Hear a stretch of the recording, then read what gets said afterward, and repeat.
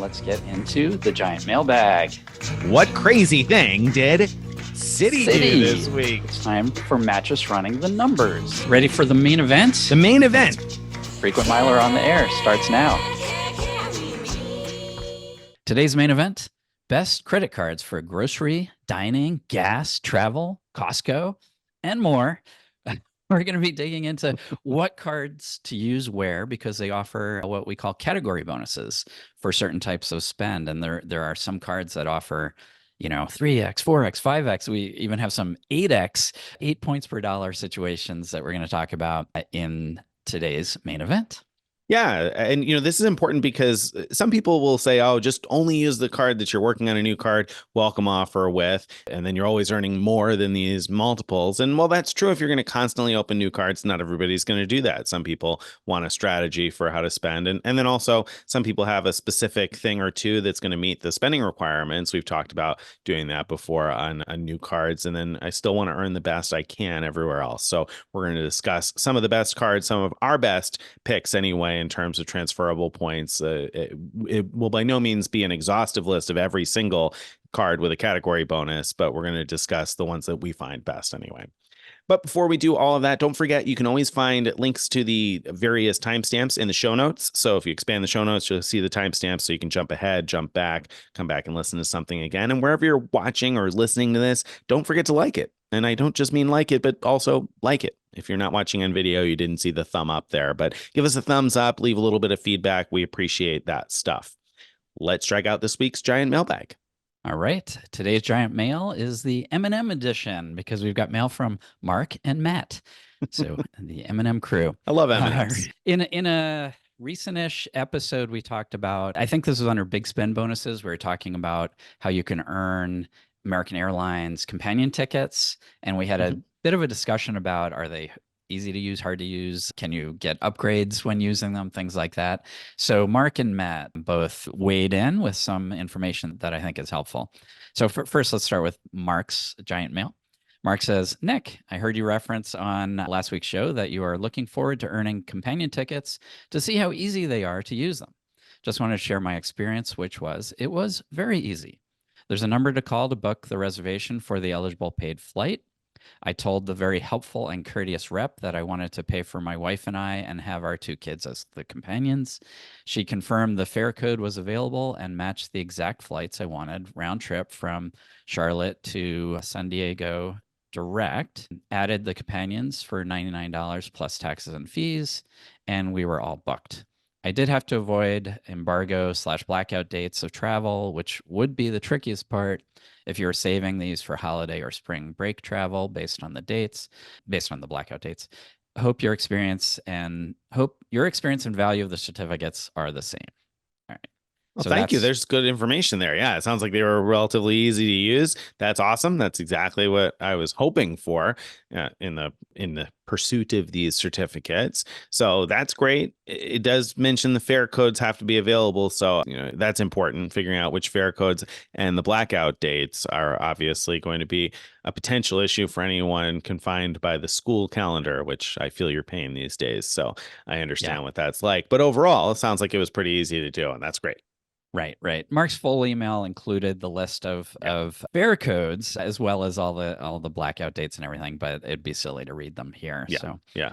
Matt says, I would like to provide a noteworthy data point to a comment you made about AA companion certificates. I received an AA companion cert through my Aviator Red. And yes, I've been contemplating an upgrade to Aviator Silver ever since Nick opened up that can of worms. Anyways, I booked a flight and used the cert for my wife. Both of us were at least American Airlines Gold at the time of booking. The time of flying, my wife was American Airlines Platinum Pro, and I was Platinum. Prior to departure, I was pleasantly surprised to see my wife and I in the number 1 and number 2 upgrade spots, respectively, because we haven't received many upgrades as American Airlines Elites. Moreover, Philadelphia is our home airport, so there are presumably more American Airlines Elites flying out of Philadelphia. My wife got the sole upgrade available, but was so kind and gave it to me. So it seems that someone flying on a companion certificate can get bumped up.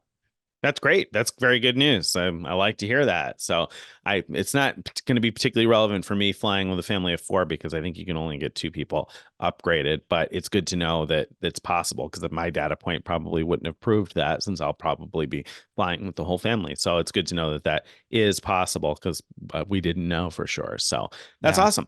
That's very That's good. more relevant for my wife and I than Yeah. Yeah. yeah, I think that's great. It makes me more interested in using the companion tickets if I know that there's a chance of the upgrade. So Yeah. that's really cool. Great. Awesome. All right. Well, we're going to skip over card talk this week because we're going to talk about plenty of cards in the main event. But let's talk about what crazy thing did Hertz do this week? I'm going to let you talk about that, Nick, but I have to say I'm going to weigh in that I think this is a brilliant business strategy by Hertz. But go ahead and tell us what. Well, because Hertz hurts. Hertz hurts. They're charging charged up charges on the electric vehicle renters. So View from the Wing covered a story.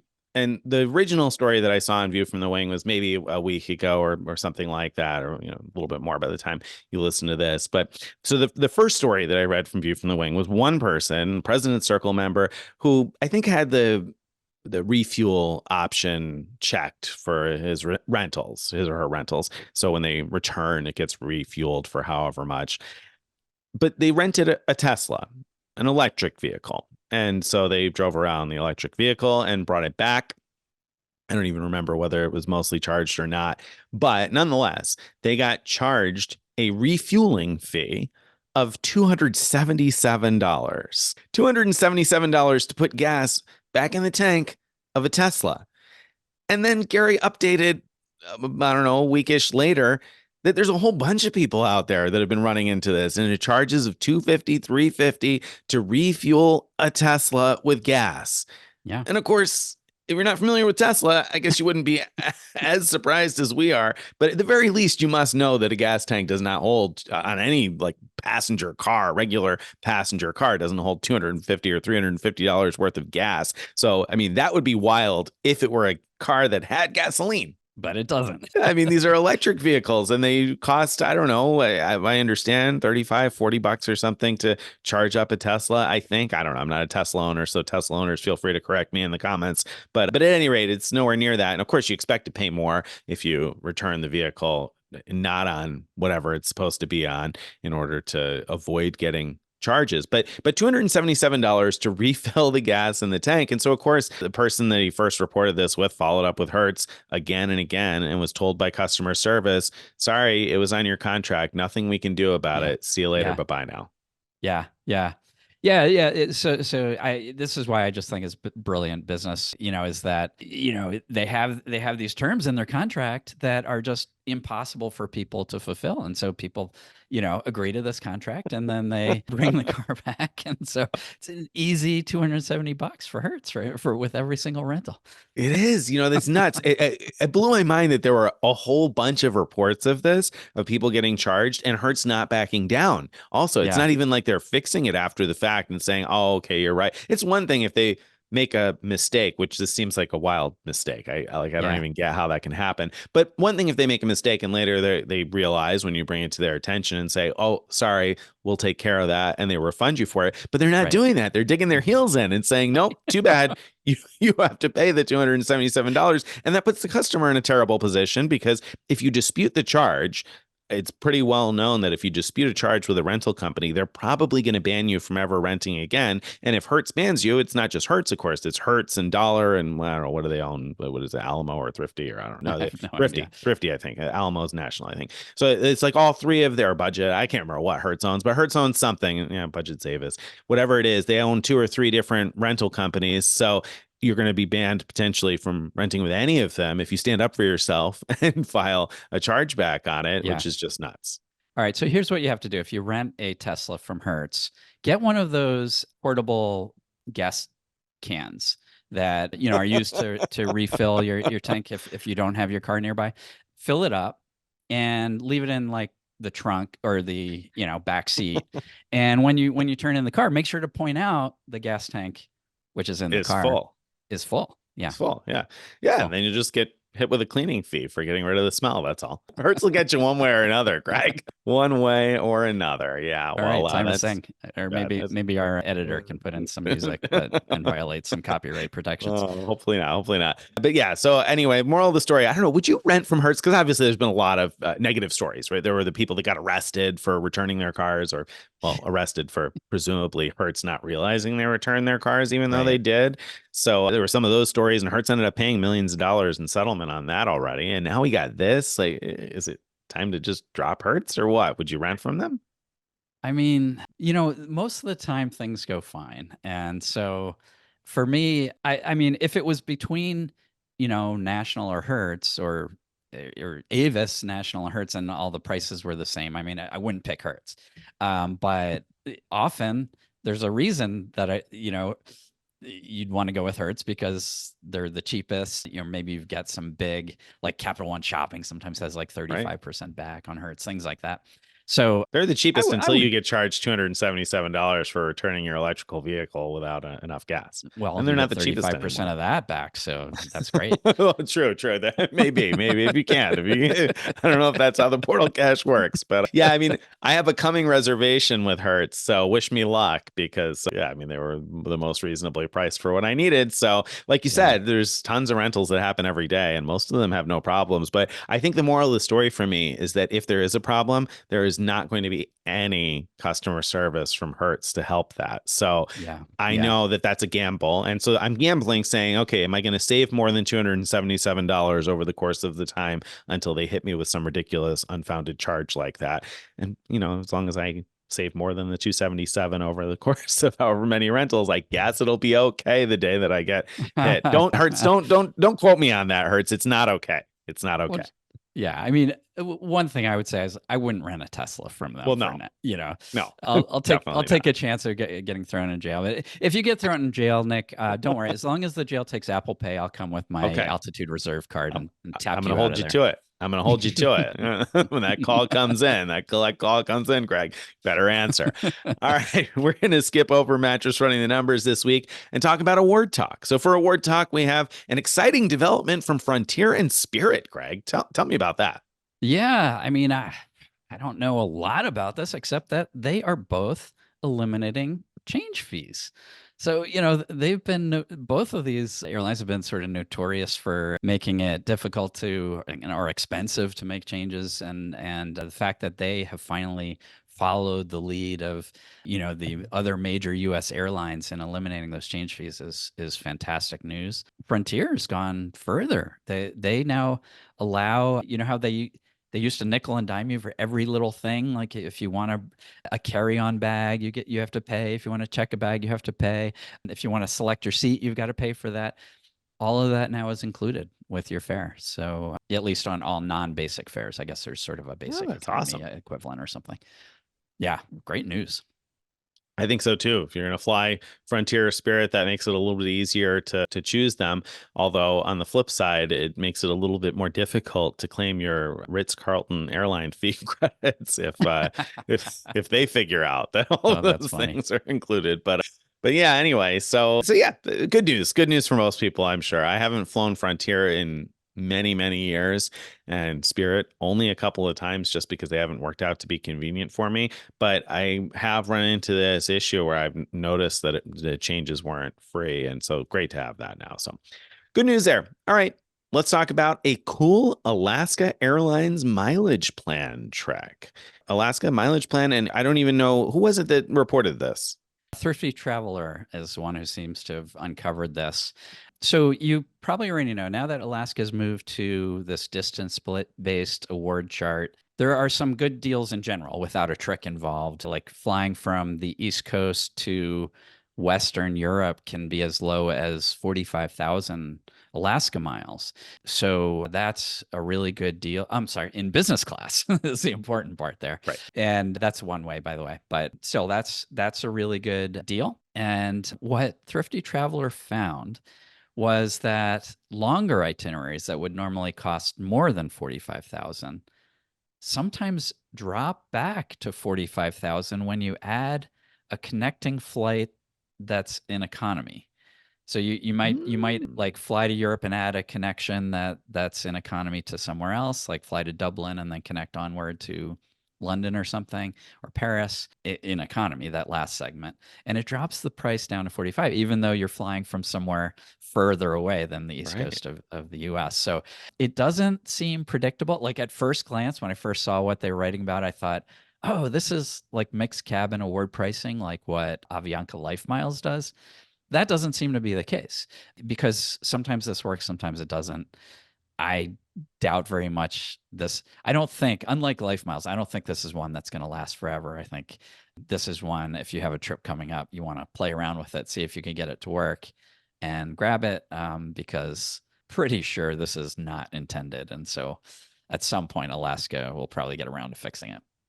Yeah, unfortunately, they probably will. So especially if you're not East Coast based, if you're East Coast based, then it's 45,000 to Dublin from New York, or Boston, or I think DC anyway. But if you're based in the Midwest or even out west, this adding the economy class leg can save you a nice little chunk of miles. I mean, not that it wouldn't also potentially save you a little bit from the East Coast too. It's just, I think this is an even more exciting trick for those in the Midwest or on the West Coast, because of course folks in those regions did not make out as well with the Alaska Airlines award chart changes. And so this gives access to Yeah. a very reasonably priced transatlantic flight, especially on the longer routes. Yeah. I'm going to throw in another trick here, which is that, you know how flying out of London back to the States in business class costs a lot, because the UK has this like departure tax that's especially bad on premium cabins. One thing you could do, because Alaska allows free stopovers, is you could book London to Dublin and stop over, go see Ireland for a couple days, and then fly on. And as long as your stopover, I think it has to be at least a day, then you're not charged those departure taxes at all. So you get a really cheap flight back, and you could still, if you're going to the East Coast US, get it for 45K. Maybe you could use this trick to get it for 45K even by tagging on a economy flight in the US. I'm not sure. Probably not actually in that example, because right now, Alaska still only allows you to do one partner. So, Oh, right. so it'd be hard. So that would be like Aer Lingus in that example. And so unless you, that last leg could be on Alaska's own metal, you'd have a hard time putting that together as things stand now. They are supposed to allow mixed airline awards soon, but hasn't happened yet. Not yet. Not yet.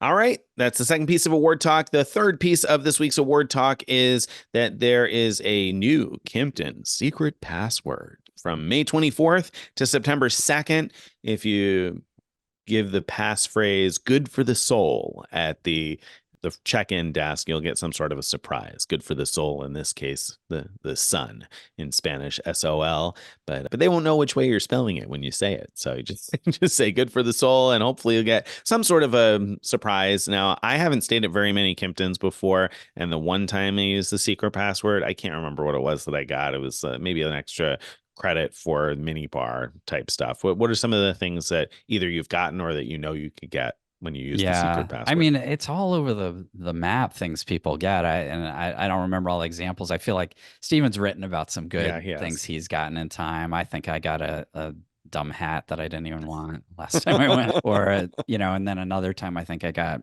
something like decent, like a drink at the bar or something, but Yeah, I've seen that nothing drink earth at the shattering. bar. Yeah, free parking I heard once or twice, and so that'd be great. Now that would be, I'd take yeah, that. that'd be Yeah, really for valuable. driving anyway. Yeah, so all right. So that's one to keep in mind if you got any Kimpton stays coming up between next week essentially and September, then you want to say "good for the soul" at the desk when you're checking in. All right, that's the end of Award Talk. Let's get into this week's main event. Today's main event: best cards for grocery, dining, gas, travel, Costco, and more. All right. So, as we said at the outset, we're going to be talking about some of our favorite cards to use for different types of purchases. In general, we prefer to earn lots of transferable points because of how valuable they can be to transfer to different airline and hotel programs and get outsized value from your points. But sometimes the best deal is earning a lot of points that are sort of cashback equivalent, or hotel, or specific hotel or airline points. But most of the examples we'll give are going to be transferable points, but we're going to start off with one that's more like a cashback, even though it's not exactly. Hmm. So I'll jump into this one. If you're shopping at any big box store, Costco, Sam's Club, Target, Walmart, whatever, you generally can use your tap to pay. And if you have the US Bank Altitude Reserve card, that card gives you 3 points per dollar for all tap to pay. But Well, let's be wallet. clear. Sorry. Yeah. If When you you're tap your tapping card, with you your, won't get it. Yeah. yeah, when Sorry. you're tapping with your phone, that's when you get the 3x with that card. Yeah, yeah, And with your phone or with your smartwatch, whatever device you've got. Yeah, and so why is the 3x special? What are they worth? What are the points worth? yeah, so if you use your points, if you just want like cash back, or they're only worth 1 cent each, so that's only 3%, which is still not bad, but it's not like amazing. But you can get 1.5% value from the card by either 1.5 cents booking per point. 1.5 cents per point.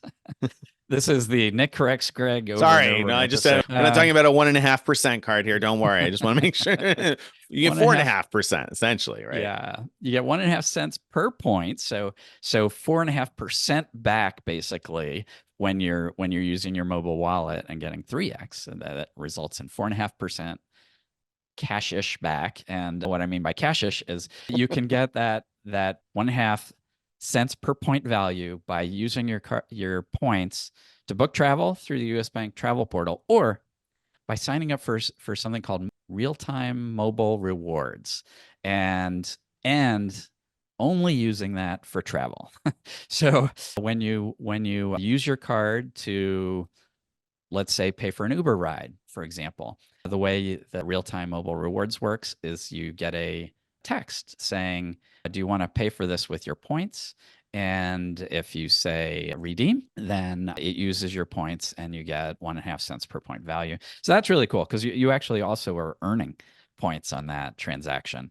And so, yeah, I love using my points that way. I feel like it's fun kind of getting these like free Uber rides or, miscellaneous travel that becomes free and at good value with that card. Yeah, I've actually earmarked this to try anyway to make this my car rental card. So I'll use it for car rentals Mhm. and then use the points to erase the cost of the car rental. And the sort of unintended side effect there is that usually the car rental company takes a larger hold to begin with than the cost of the rental. So usually the text message you're going to get is going to be for an amount that's more than the cost of the rental, but you can redeem your points for that and that'll work Yeah. fine. So Yeah. So even though that they will refund you the difference, the US Bank won't take back that redemption or anything. So it still works. And actually it's kind of good because for certain categories, US Bank has a minimum. I think all categories you have to spend at least $10 for this to kick in at all. But mhm. for car rentals and hotels, they have like minimum spend amounts. And so the fact that the car rental company adds, an extra deposit amount helps you meet that threshold. Yep. Very good. All right. That's your big box stores and stuff. Anywhere you can tap your phone to pay. That's what I'm using these days is the US Bank Altitude Reserve. But one of the places you could tap your phone, and I just said anywhere, but it's not true. Not anywhere where I can tap my phone do I use the Altitude Reserve, because at grocery stores, I could tap my phone to use tap to pay, but I'm not using the Altitude Reserve there because we've got a bunch of different options that are as good or better. So what do we got for grocery stores? Yeah. One of the things what I use is Citi Custom Cash, which gives you 5x in the category you spend the most each billing cycle, but only up to $500. So I actually have several of these custom cash cards and rotate through them. But the point is, you could get 5 points per dollar at grocery stores, and that's what I have mine tagged to do. So I use them only for that so that I don't get 1x anywhere. That's smart. That's smart. I make it a little bit easier, not having to juggle which one and remember and keep track. I use the Amex Gold card instead, which offers 4 points per dollar at US supermarkets on up to $25,000 per year, then 1x after that. So I like the Amex Gold card because it's also transferable points. I like Amex's transfer partners a little bit more than I like Citi's partners. So I prefer earning the 4x Amex. And I obviously like the 25K cap. Not that I'm spending $25,000 in groceries, but I spend enough on groceries. And then there are other things at grocery stores I can buy that, fill in the gaps. But my kids certainly eat a ton. I have a 6-year-old that is just eating us out of house and home, and a 3-year-old that basically only only eats fruit, and fruit is not cheap. So I'm earning lots of points at the grocery store with my Amex Gold card, which, by the way, I do keep in my Google Pay, so I don't have to carry it around in my wallet all the time. I just do have to remember to switch from the default U.S. Bank Altitude Reserve to the Gold card before I tap my phone. Right, right. But there are other options too. Yep. There's a couple of transferable points options that are uncapped, 3 points per dollar. So one of them is the Citi Strata Premier card, straight up 3x for grocery, and you get thank you points from that, which are transferable.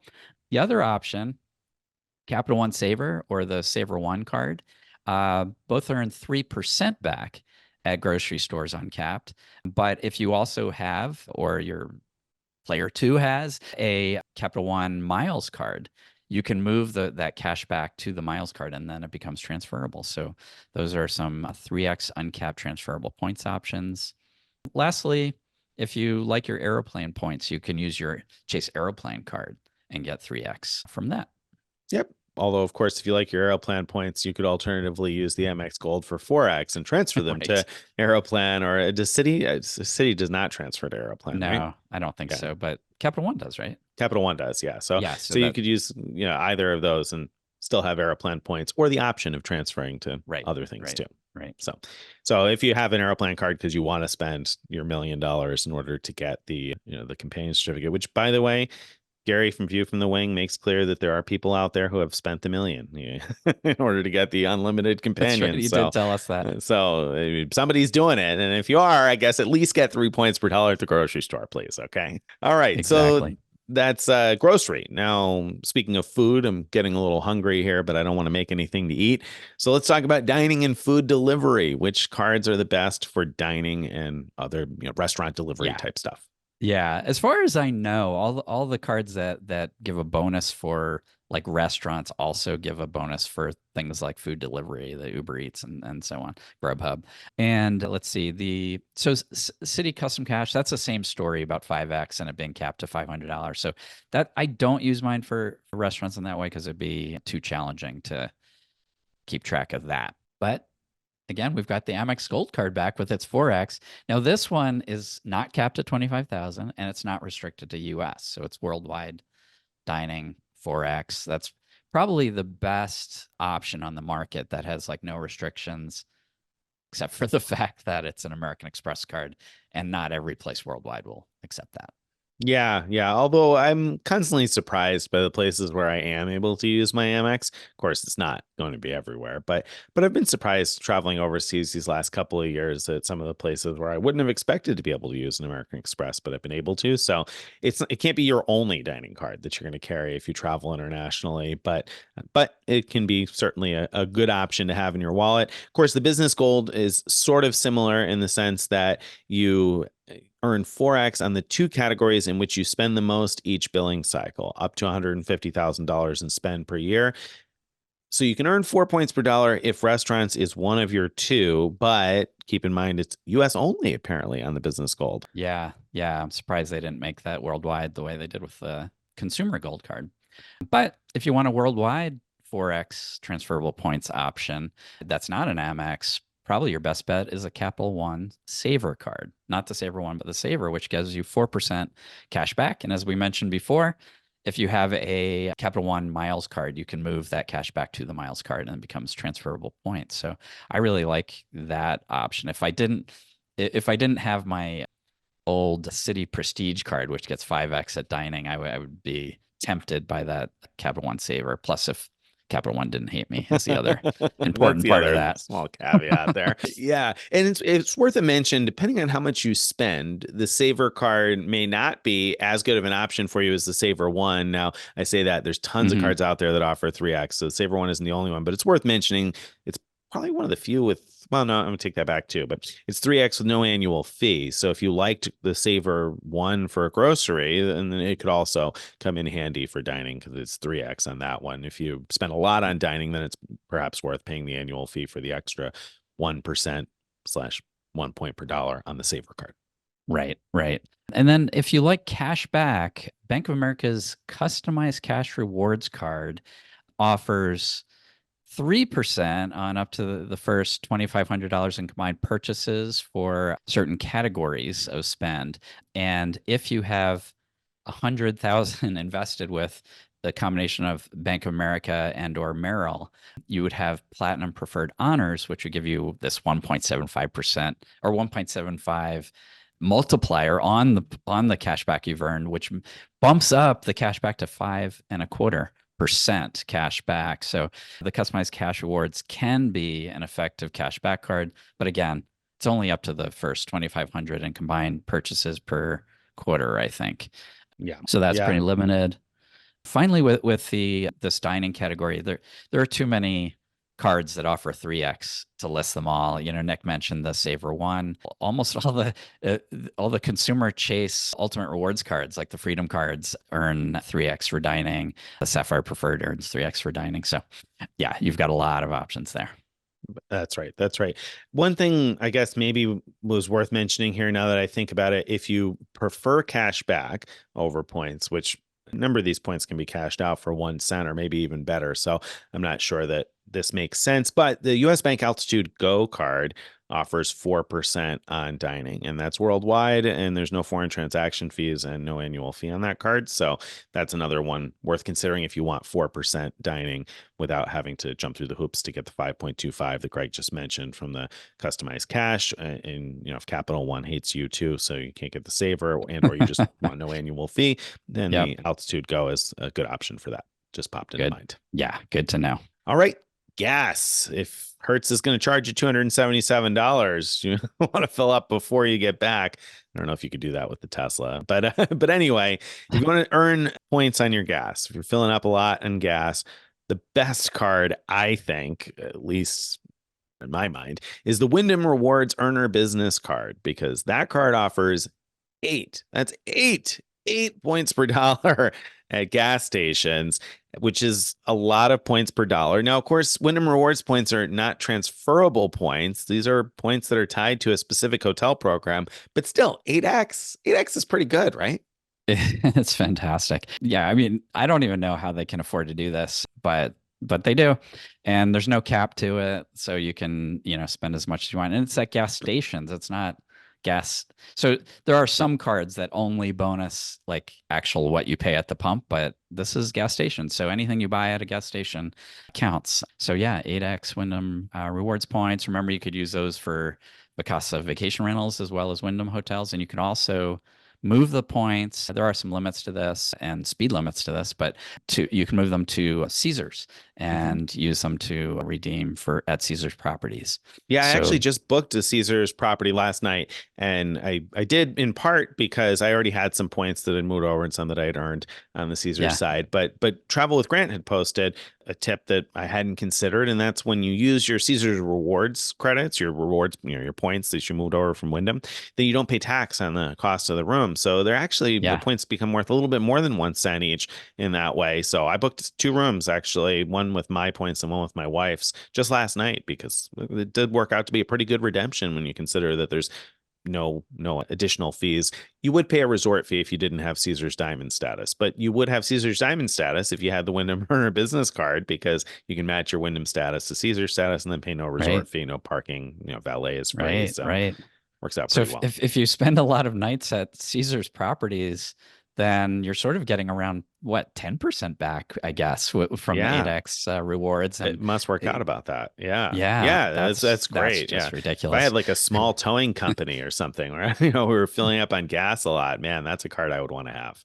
Yeah. A towing company that delivers cars to Vegas or something would be ideal. Okay, so similar to the Wyndham Business Card, the Earner Plus card earns 6x. So if you don't think you have a business, that's another option for Wyndham points. The Citi Custom Cash, again, same story we talked about before. You could get 5x on gas up to $500 per billing cycle. Oh, you know what? Let's pause on that for a second, though. So we've talked about the Citi customized or custom cash card a number of times now, but like you got to pick. You can only have one of these, right? Only one category that you're in your 5x in. So is that true? You don't pick what it is. It's the one you spend the most on. And so what you want to do, if you're interested in going this route, is you want to get a bunch of these cards. And the only way to get a bunch of them is to get other Citi cards, other consumer Citi cards, and product change to the custom cash. So you could apply for one, initially and get the welcome bonus on it for that, but to get more custom cash cards, you need to product change. And once you have a collection of them, you could like, for example, just write on one gas and only use it for gas. Write another one grocery, or write on three of them grocery, whatever. So, Fits your patterns. And right, Citi, right. it's worth a mention, is the rare issuer that will allow you to switch from a co-branded card to one of their Yeah. a native points card. So you could, for instance, open a Citi American Airlines consumer card today, and a year from now, you could presumably product change that to a custom cash card. Right. And so you could open a few of different types of cards like that today, and then later on down the road, product change those to a custom cash card. Yep. Yep. All right. So next up, if you prefer not having to, you don't want your Wyndham points, you don't want to juggle a bunch of custom cash cards, which I totally get that. Another good option, the Amex Business Gold. One of its categories for Forex is gas, or gas stations, U.S. only, I believe. Yeah. And that's up to $150,000 spent per year on the two categories you spend the most each billing cycle. Yep. So that'd be pretty good. I wouldn't have to worry about checking my balance to see if I've spent more than 150K per year. Well, that's so for me, I've got a couple of business gold cards now, but for the one business gold card, it was just dining and gas are the two things I used, because those are the two categories out of the ones that qualify where I was spending the most, like natively, like day to day. So, and because we have more than one in our household, I could have a different one that I'd use for like electronic stores, because the electronic goods retailers or software suppliers or something like that is one of the other options. And so like Newegg, for instance, counts for that. And so I get a different one that I'll use for that stuff. But you do have to choose which ones you want to make use of. And again, the business gold card is just for US merchants in those various categories, I think. Yeah. Then another really good one for gas stations is the Citi Strata Premier. Get 3x for all your spend. And remember, they were also 3x for grocery. And I don't even know if we explicitly mentioned, but also dining. They have so many 3x categories. So that's a good option if you just want to keep things simple and get 3x in a whole bunch of categories. And these are transferable points. Yep, very good. Bank of America customized cash rewards card comes back again. I mentioned that before. If you've got platinum honor status with Bank of America, then you could get essentially 5.25% back on the first $2,500 in combined purchases each quarter. So that's potentially, a good option. So gas and EV charging is one of the options for that. It is capped at $2,500 a quarter, so it does have that limitation. Now, if you're somebody who spends a lot on gas, if you have that towing business and you don't want the Wyndham Earner Business Card, then one to consider very similar to this, but on the business side, is there is a business customized cash card. And that card offers you 3% back on the category of your choice each month. You can change it once a month. And one of the options for that is gas. Now, if you get platinum honor status on the business side, which requires having the 100K in business accounts. So you'd have to have a business, presumably with some money, some cash reserves. But if you do, and you can put 100K in investments in cash in Bank of America and get platinum honor status, then you could be getting 5.25% back on the business customized cash card. And the reason I mention that is because unlike the consumer card is limited to $2,500 in purchases per quarter.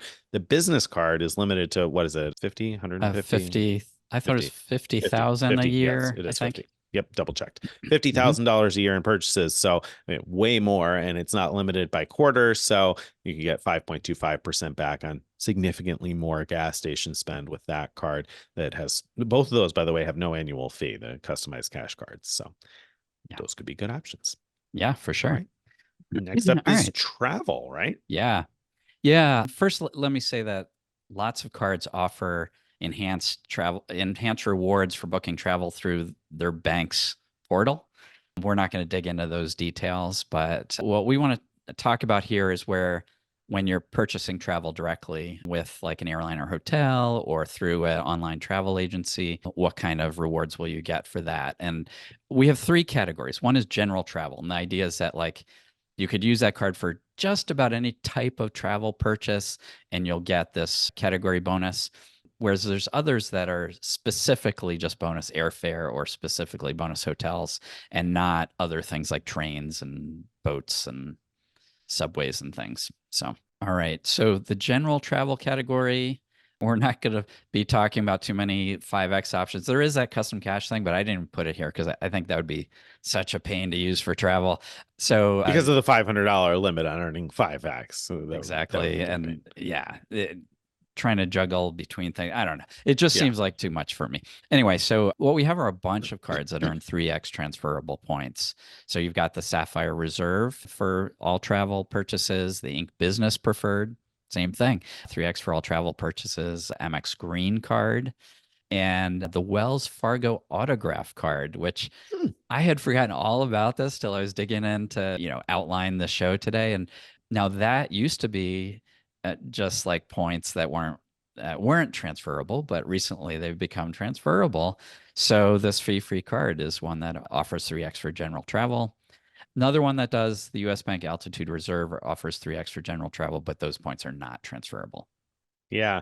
Yeah. I mean, that's an interesting collection of options there. Now, it's worth mentioning that if you're going to book general travel, you want probably travel protections. And so you have to consider that when you're deciding which of those cards to use, because some of them have better travel protections than others.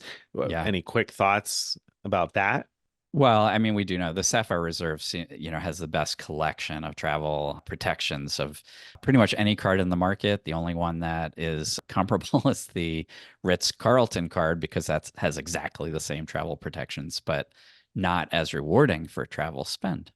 Yep, yep, very good. That autograph card, by the way, that Greg mentioned, they have transfer partners now. Wells Fargo has transfer partners. We've reported on that. It's just a few transfer partners. I'm actually kind of surprised that they haven't announced another transfer partner yet. I kind of assumed that they would trickle those Uh-huh. out, like every month or two. So I'm a little surprised. I feel like we're due for a Wells Fargo announcement because Yeah, there's got to be some more transfer partners coming. I imagine they're maybe working out these deals is a long, arduous process, Could be. so Could be. could be. Yeah. All right. So that's general travel. But of course, if you're just going to spend on airfare, for instance, then you have perhaps an option to do even better. Yeah. So the Amex Platinum cards will get you 5x membership rewards points when booking travel directly with airlines. I don't think that counts for like booking travel through an online travel agency, except for Amex Travel itself. The Citi Strata Premier, 3x for airfare and hotels, by the way, and travel agencies. But I didn't include them in the general travel because there's a lot of travel like trains and boats and things that where you wouldn't get 3x with the Strata Premier. Yeah, and that's important if you're booking any kind of travel beyond airlines and hotels to double check the details and make sure that travel means general travel. Like if you're booking a cruise, for instance, I've had a few people actually in recent times here tell me that they earn tons of points every year booking cruises because they like to cruise and they cruise a lot and they cruise on lines that are more expensive. And you really want to be careful that you don't use a card that bonuses some types Yeah. of travel. You want to make sure that it's going to bonus cruises because that'd be a good example of where the Strata Premier, I don't think, offers 3x on cruises. I don't think. Except that it does offer 3x for travel agencies, and often Yeah, people book that's true. cruises through Through travel travel agencies, agents. Yeah. and so it's a little unclear which travel agency purchases exactly count, like which travel agencies and so on. But If you have a I Premier, have I'd be interested in knowing because cruises, for instance, are usually the charge comes directly from the cruise line, even when you book through an agent. I okay, wouldn't think that it interesting. would, but I'd be curious Hmm. to hear from somebody who has a Premier card. So leave us a comment wherever you're watching or listening and let us know because I'd be happy to hear about that, to be able to share that next time. So, all right. So Amex Platinum cards for 5x, Citi Premier for 3x. Of course, obviously the general travel cards could also earn 3x on flights, but that's Yeah. airfare. What about hotels? Because there's a cool option for hotels too. Yeah. So hotels, until recently, we were looking at 3x transferable points with a number of cards. But now the Wells Fargo Autograph Journey came out not too long ago and offers 5x points. And as we talked about recently, Wells Fargo now has added the ability to transfer points from their autograph cards. So 5x points for hotels. So that is the top option for, getting a lot of transferable points when you're spending directly with hotels. Yeah, and it really makes me question the return on some hotel cards because like the Marriott Yeah. cards, I think all of them offer just 6 points per dollar at Right. Marriott properties, and that's And those six are Marriott Marriott points. points. This Yeah. is 5 transferable points. I can't Right. really imagine if you had this card, I can't imagine using a Marriott card even at a Marriott hotel. Yeah, I mean, just I think of Marriott points like as being worth, half of a transferable point, roughly, Hmm. just to make it Yeah. easy to do the math in my head. So Marriott 6x is more like getting 3x transferable points. So Hmm. I'd say before it was comparable to what else was available, and it would be like, do you get 6x Marriott or 3x Ultimate Rewards? Yeah, whichever, it's fine either way. But yeah, with Wells, if I had that card, I think I would rather get 5x points, transfer Yeah. points. Yeah, I think so too. I mean, also for me, my hotel card, if I'm, booking a hotel, actually, generally speaking, my hotel card has often been the Altitude Reserve. I guess it depends. If it's a Hilton, I'm probably going to use the Hilton card, or an IHG, I'll probably use the IHG card. But for a number of hotel stays anyway, I've been using my Altitude Reserve for 3 points per dollar. But if I had the Wells Fargo Autograph Journey, I would definitely value the 5 transferable points more. So that's going to be interesting. I hope that they add more transfer partners because I think that'll get even more exciting as a good hotel card to have. Yeah, yeah. And I was going to try to sum up like which cards showed up multiple times here, but it occurs to me that a better thing would be check out. We did post recently of what's in our wallets, and we talked about like what we use for grocery and gas and everything. And I think it'd be really cool to, if you want more information about these, except for the Wells Fargo thing, because that's so new and we don't have that card, but a lot of these best options would be listed in the What's in Our Wallets posts. So we'll link to those. Well, also worth noting is if you go to our best offers page, so if you go to frequentmiler.com and you anywhere on the site in the top bar, there's a link to the best offers page. And right near the top on the best offers page, it mentions the best category bonuses. So you can click right through to that, or you can go to our resources page and probably find a link to it. Or if you just Google Frequent Miler best category bonuses, I'm sure it'll come up in the Google search results. You can find our page that has the best category bonuses for all these different categories, and you can page through one page after another or search. There are a bunch of searchable boxes. It's a really good resource for figuring out which are your best options for various types of purchases. And we might even be nice and link to that post as well. In the show notes, for sure. Yeah. But if you forget in the future, now you can hopefully also find it on your own.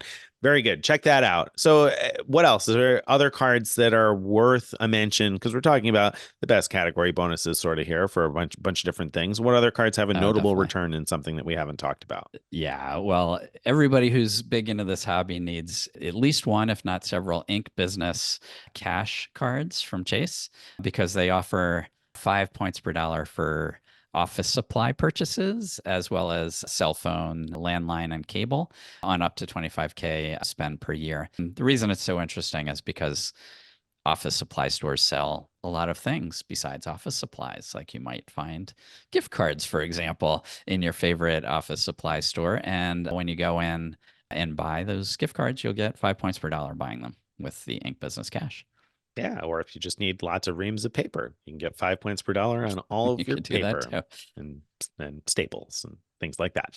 So yeah, that's a great card to have for 5x, in that category and in your cellular and landline potentially also. Other cards that are worth mentioning, the Chase Freedom Flex and Freedom Unlimited both offer 3x at drugstores. And drugstores, of course, don't only carry drugs also. They have a number of A different lot of stuff. items in the grocery store, in the drugstore that may be of wide interest to people who are buying various things. So yeah, that's another great unlimited, uncapped 3x category. Whereas, the previous one we were talking about there was capped each year. It's not capped at drugstores. So the Freedom Flex and Freedom Unlimited just offer a flat 3 points per dollar, uncapped at your local Walgreens or CVS or whatever. Right. And finally, the Wyndham Business Card that we talked about before, which is so great for earning 8x at gas stations, also has an interesting category bonus of 5x for utilities. And so there are some cashback cards that offer bonuses on utilities, but earning 5x, points here is really, really good.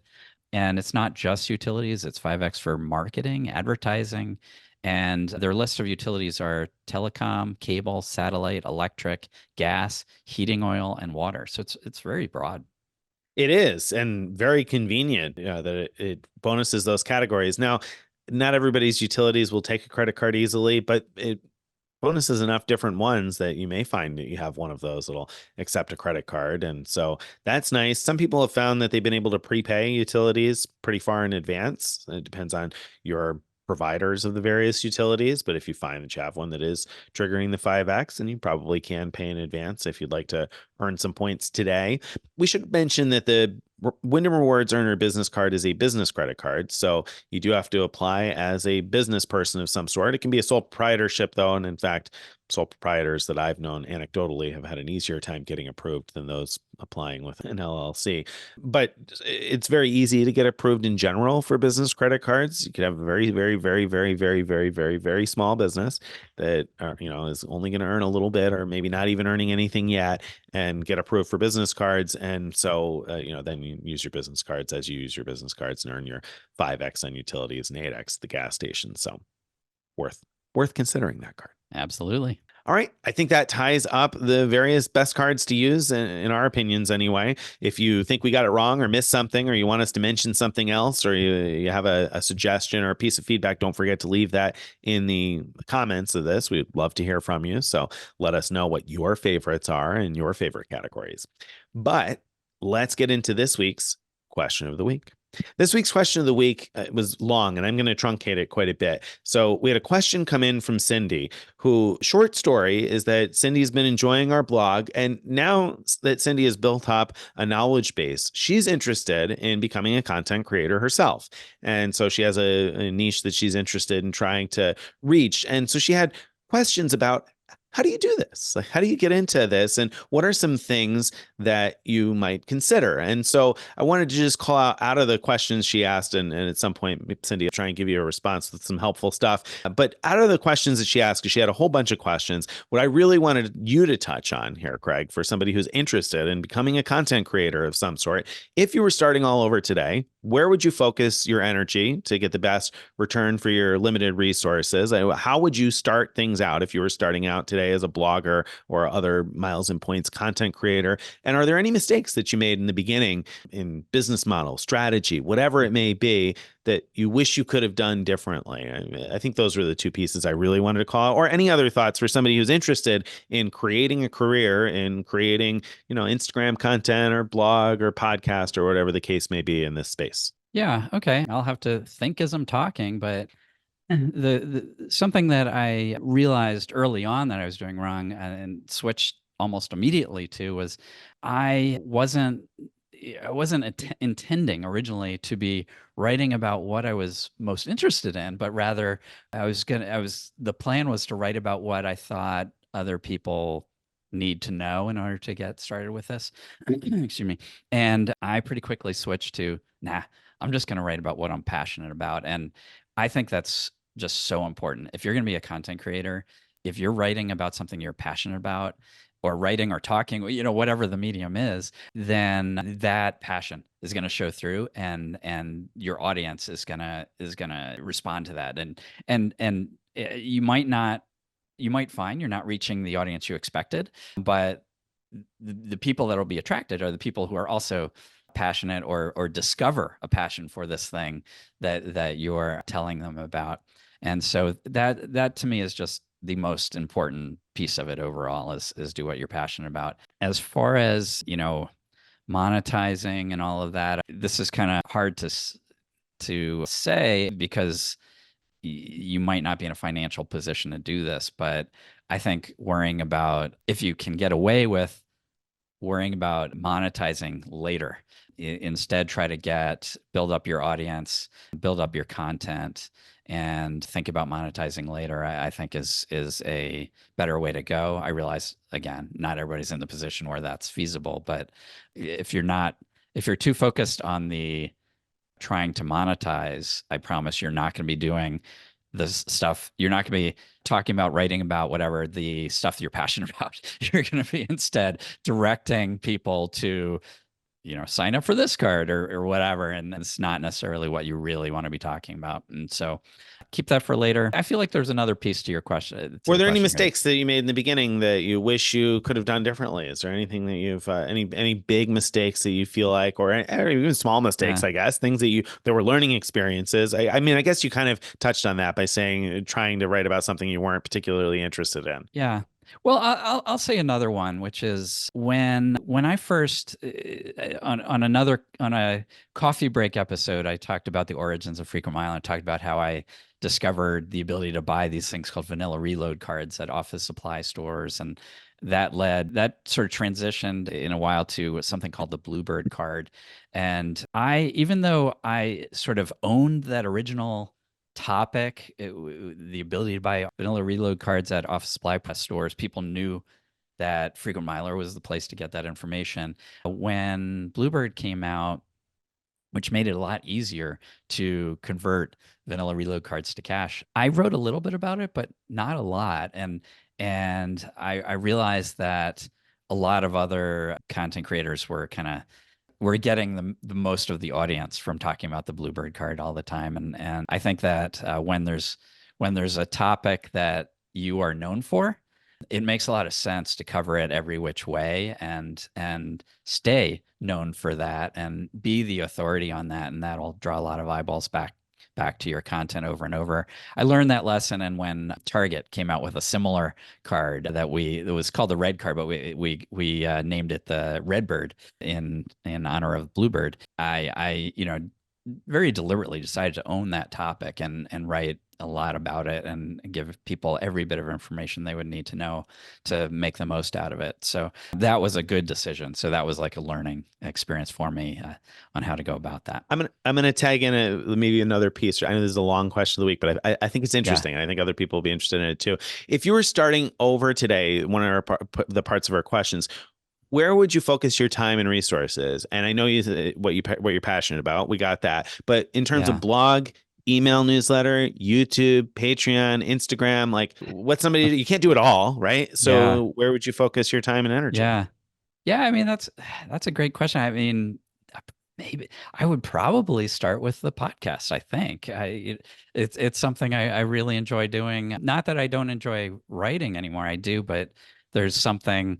Hanging out with Nick a couple times a week is a lot of fun. So, why not do more of that? And I think that's probably where I would start. Very good. All right. So you have some thoughts there anyway about if you're interested in getting into the content creation game. Now, one of the things that you noticed Greg didn't probably talk very much about, except for at the very beginning, was the monetizing piece. And, like you said, I think that's because if you're interested in this, hopefully you have something else that's stable. They can get you through until you build up enough audience that this becomes a thing. Because I agree with Greg. I think that if I were to start my own blog, knowing what I know now, after having worked for Greg for as long as I have, I totally would have, I would go back and do it the same way, in the sense that I think that, building up good content first rather than having to focus on how to monetize it first is a good strategy for building up something that's going to last. I think I met a content creator at some point that said, I figure I've got 5 years to be relevant in this space. And so I'm going to take advantage of it as much as I can during that 5 years. And I could see that strategy, and some people will follow that strategy. And if that's what you want, you just want to, hit big and score as much money as you can in 5 years time and then move on to something else. Well, then I guess you'd probably take a different strategy. But because Greg and I are kind of in this for the long term, I look at it a little bit differently and say, well, I want to do what I enjoy because I want to keep doing this for a long time. So I think that's a smart strategy if you're interested in starting out with content creation, rather than jumping in. I think it's difficult to jump into doing it full time, like cold turkey. I think that would be a tough transition. For sure. But obviously, whether or not you have that option, it's going to vary from person to person. But all right, that brings us to the end of this week's episode. I hope you've enjoyed this week's episode. And if you have, go to frequentmiler.com/subscribe so you can join our email list. You can follow us on all the various social media. You can join our Frequent Miler Insiders Facebook group, where you can ask questions like this and get feedback from other people all the time. And wherever you're watching or listening, if you have a question, or don't forget to leave us some feedback, a thumbs up rather, comment. We appreciate all of those things. And if you have a question that you'd like to be considered for a future question of the week, or a piece of feedback to consider for the giant mailbag, you can send that too. Send it to mailbag@frequentmiler.com. Bye, everybody.